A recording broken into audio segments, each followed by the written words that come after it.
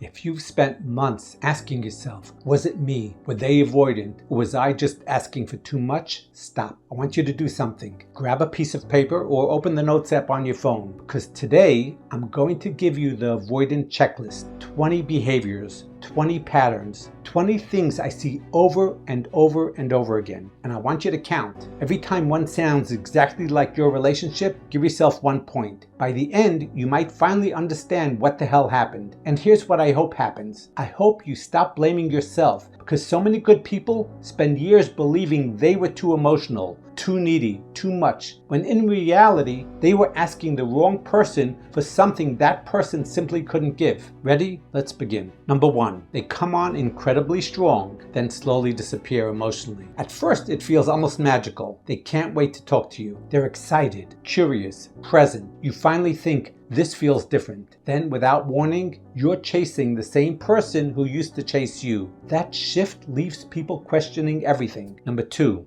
they love closeness until closeness becomes real. Talking for hours? Wonderful. Dreaming about the future? Amazing. But once the relationship requires consistency, vulnerability, or emotional responsibility, something changes. They begin pulling away. Number 3, they make you feel incredibly important, then suddenly make you feel optional. Last week, you felt like the center of their world. This week, you feel like you're interrupting their day. That emotional whiplash can make even confident people question themselves. Number 4, they disappear during emotionally important moments. When life gets difficult, when conflict happens, when you need reassurance, when the relationship needs repair. That's often when they become the hardest to reach. It's exactly when you needed them most. Number 5, nothing is ever completely clear. One day they're affectionate, the next day they're distant. They make plans, then cancel them. They say they miss you, then disappear for 2 days. Eventually, you stop enjoying the relationship and start investigating it. Quick question, how many do you have already? 3, 4, all 5? Keep counting, because we're only getting started. Number 6, they say they care, but their behavior keeps making you doubt it. This is where good-hearted people get trapped, because you keep saying, but they told me they love me. Maybe they did.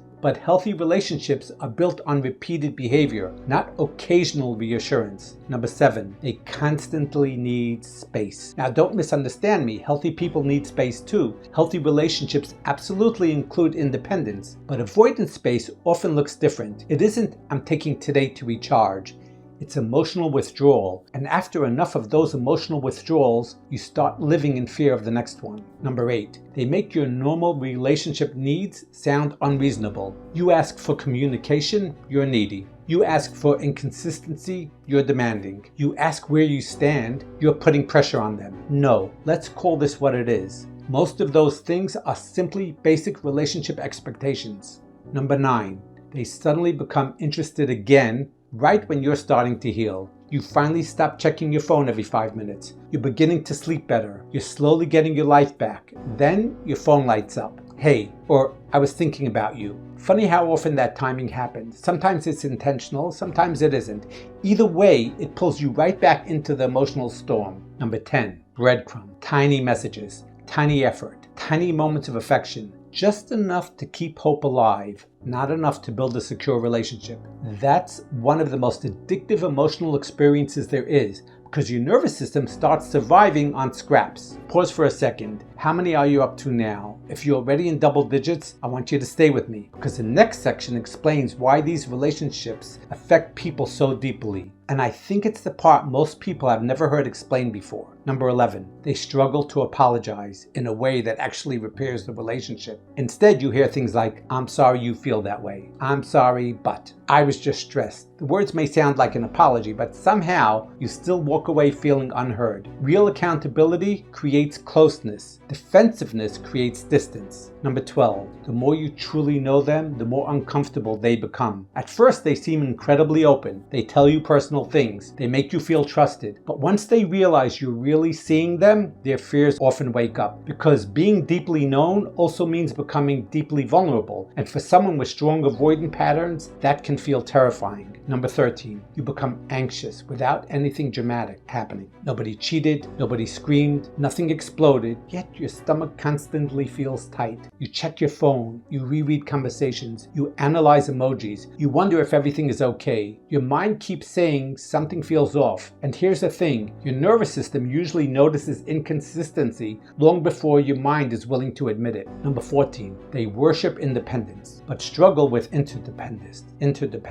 They'll often tell you how important freedom is, how much they need space, how nobody should depend on anyone. And healthy independence is wonderful, but relationships also require something else. Being able to depend on each other, being emotionally available, being present, being a safe place to land. Those things don't threaten healthy independence, they complete it. Number 15, they often want the rewards of a relationship without the responsibilities that come with one. They enjoy your loyalty, your understanding, your encouragement, your patience, your affection, your emotional safety. But when it's time to consistently invest those things back into the relationship, that's often where they struggle. Relationships can't survive on receiving. Eventually, both people have to carry the weight. Pause again. How many do you have now? 12, 14, 15? If you're counting this many, please stop asking yourself whether you were crazy. You probably weren't. You were reacting to a relationship that never felt emotionally stable. Now let's get to the last 5, because these are the ones that usually change how people see their entire relationship. Number 16. They pull away after your best moments together. You have an amazing weekend, an incredible date, a beautiful conversation. You feel closer than ever. Then silence, distance, withdrawal. That confuses people more than almost anything else. You think everything was going so well. Exactly. Sometimes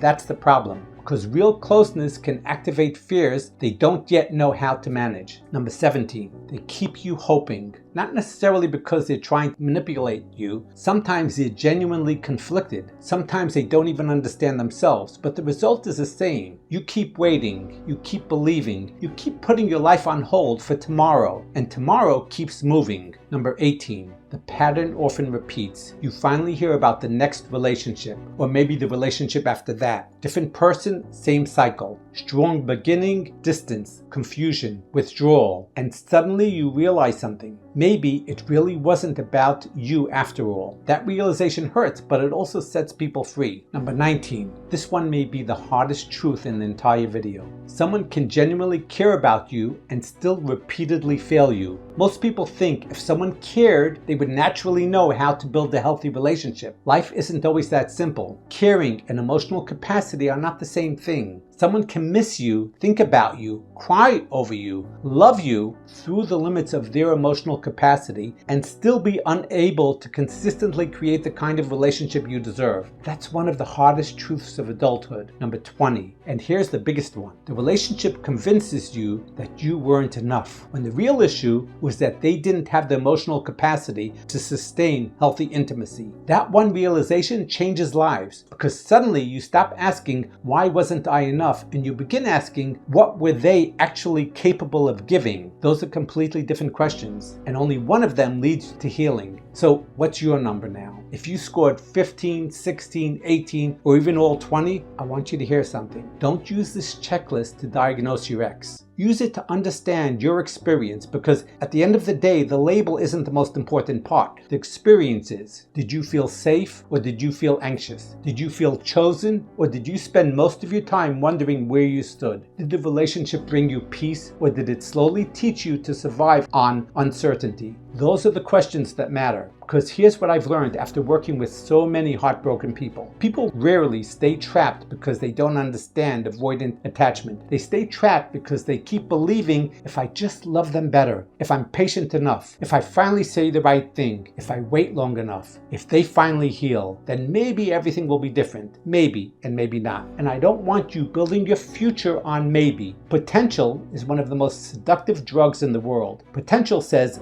one day. Reality asks, how does this relationship actually feel today? Those are very different questions, because relationships aren't built on what someone might become. They're built on what two people are consistently creating right now. Can avoidant people heal? Absolutely. I've seen it. I've worked with people who have done it. But healing doesn't happen because someone met the perfect partner. It happens because they became brutally honest with themselves. They stopped blaming everyone else. They took responsibility. They learned to communicate. They learned to stay present during conflict. They learned that intimacy isn't something to escape. It's something to build. That takes courage. It takes self-awareness. It often takes therapy, and it takes a genuine desire to change. Without that work, the cycle usually repeats. Closeness, fear, distance, loneliness, return, hope, repeat, sometimes for years. And here's what I don't want for you. I don't want you spending the next 5 years trying to become enough for someone who still hasn't learned how to receive healthy love, because your life matters too. Your peace matters too. Your nervous system matters too. So stop asking yourself, how do I finally make them choose me? Start asking, would this relationship exactly as it is today actually make me happy? That question changes everything, because it shifts your attention away from changing them and back toward protecting yourself. That's where healing begins. Not when they text you, not when they apologize, not when they finally understand your worth. Healing begins when you stop measuring your value by someone else's emotional capacity. And if this checklist felt like someone was describing your relationship, I don't want you trying to heal from this alone. That's exactly why I created my school community. It's for people who are serious about healing, people who are tired of obsessing, tired of blaming themselves, tired of waiting for someone who may never become who they need. Inside the community, you'll connect with people from all over the world who truly understand what you're going through. You can ask questions, share your story, celebrate your progress, learn from people who have been exactly where you are. And every month, I'll be teaching 3 live 90-minute workshops where we can go much deeper than I ever can in these videos. We'll talk, we'll learn, we'll answer questions, and we'll help each other move forward. Membership is $99 a month.